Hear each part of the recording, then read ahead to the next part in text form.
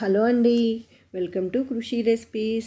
ఈరోజు మనం ప్లమ్ కేక్ని ఎలా చేసుకోవాలో చూద్దామండి. మామూలుగా ప్లమ్ కేక్ని మనం బయట నుంచి తెచ్చుకుంటాం కదా, అలా కాకుండా ఈజీగా మనం ఇంట్లోనే చేసేసుకోవచ్చు. ఇప్పుడు ఈ ప్లమ్ కేక్ని మనం ఎలా చేసుకోవాలో చూద్దాము.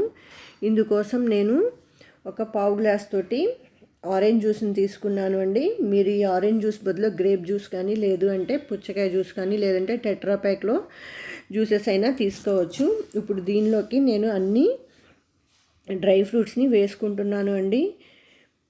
మీ దగ్గర ఏమేమి డ్రై ఫ్రూట్స్ ఉంటే వాటిని అన్నిటినీ వేసుకోవచ్చు. నేను అన్నిటినీ 2 స్పూన్స్గా వేసుకుంటున్నాను. ఇవి అవి అని ఏమీ లేదండి, మీ దగ్గర ఏమేమి ఉంటే వాటిని అన్నిటినీ వేసుకొని వీటిని ఈ ఆరెంజ్ జ్యూస్లో మినిమం 3 అవర్స్ అన్నా నానబెట్టుకోవాలండి. లేదు అంటే ఇంకా ఎక్కువ 6 అవర్స్ అయినా నానబెట్టుకోవచ్చు. 6-7 అవర్స్ అయినా నానబెట్టుకున్నా బాగుంటాయి. ఇదిగోండి 3 అవర్స్ తర్వాత నేను మీకు తీసి చూపిస్తున్నాను. ఇదిగోండి మనకి ఆరెంజ్ జ్యూస్లో చక్కగా నానిపోయినాయి కదా. ఇప్పుడు వాటిని పక్కన పెట్టుకోండి. ఇప్పుడు షుగర్ సిరప్ చేసుకోవటం కోసం నేను పొయ్యి మీద పాన్ పెట్టుకొని 1/2 గ్లాస్ పంచదార తీసుకున్నానండి. అందులోంచి పావు గ్లాస్ పంచదారనే వేసుకుంటున్నాను. పావు గ్లాస్ పంచదార వేసుకున్నాక మనకి షుగర్ అనేది మెల్ట్ అవుతుంది కదా, అప్పుడు ఈ విధంగా కలుపుకుంటూ మనం ఇలా క్యారమిల్ని చేసుకోవాలి. ఇలా క్యారమిల్ చేసుకుంటూ ఉంటున్నప్పుడే వేరే పొయ్యి మీద వేడి నీళ్ళు కూడా పెట్టుకోవాలి. ఒక పావు గ్లాస్ వేడి నీళ్ళు పెట్టుకొని ఈ వేడి నీళ్ళని పోసుకుంటూ దీన్ని బాగా కలుపుకోవాలి. కొంచెం కొంచెంగా పోసుకోండి హాట్ వాటర్ని.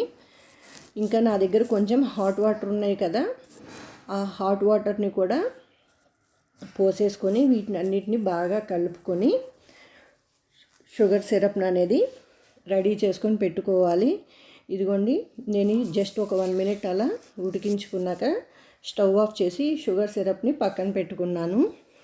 ఇప్పుడు ఒక మిక్సీ జార్ తీసుకొని ఇంకో పావు కప్పు షుగర్ ఉంది కదండి, దాన్ని కూడా వేసేసుకోవాలి. కొంచెం సొంటిని, అలానే 1 ఇంచి దాల్చిన చెక్క, కొంచెం జాజికాయని, అలాగే 2 యాలక్కాయలని, 3-4 లవంగాల్ని, డార్క్ చాక్లెట్ని కూడా వేసుకుంటున్నాను. నేను దీన్ని కేవలం కలర్ కోసమే వేసుకుంటున్నానండి.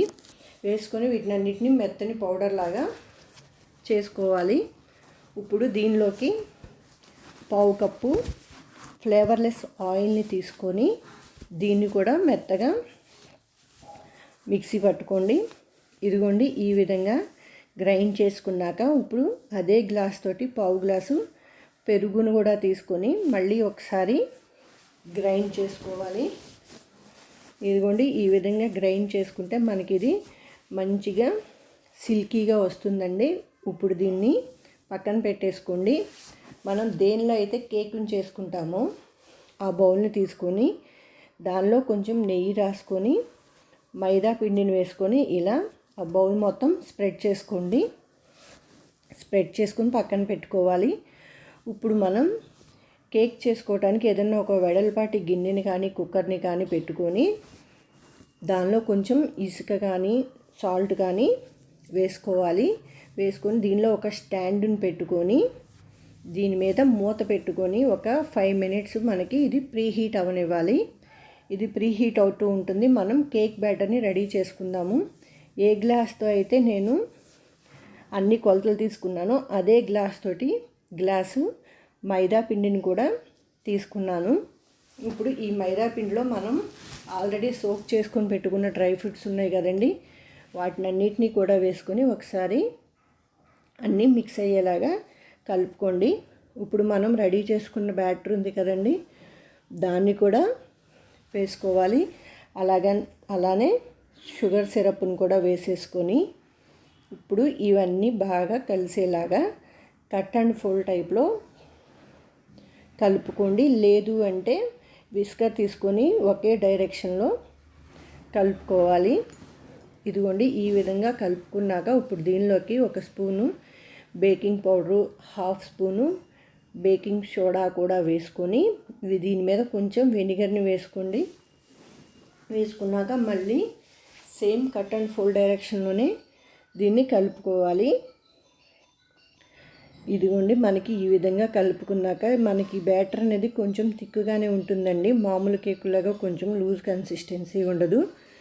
ఈ విధంగా తిక్కుగా ఉంటుంది. ఇప్పుడు దీన్ని మనం రెడీ చేసుకొని పెట్టుకున్న బౌల్లో వేసేసుకొని దీన్ని ఒక 2-3 టైమ్స్ ఇలా ట్యాప్ చేసుకోండి. ఇలా ట్యాప్ చేసుకోవటం వల్ల ఎయిర్ బబుల్స్ ఫామ్ అవ్వకుండా ఉంటాయి. ఇప్పుడు ఈ కేక్ టిన్ని తీసుకెళ్ళి మనం ప్రీ హీట్ చేసుకున్న బౌల్ ఉంది కదండి, దానిలో పెట్టుకొని పైన మనకి కట్ చేసుకున్న డ్రై ఫ్రూట్స్ని వేసుకొని మూత పెట్టుకొని ఫ్లేమ్ని లో ఫ్లేమ్లో పెట్టుకొని ఒక 30 to 40 మినిట్స్ దీన్ని ఉడికించుకోవాలి. ఇదిగోండి నాకు 40 మినిట్స్కి నేను ఒకసారి చెక్ చేసుకుంటున్నాను.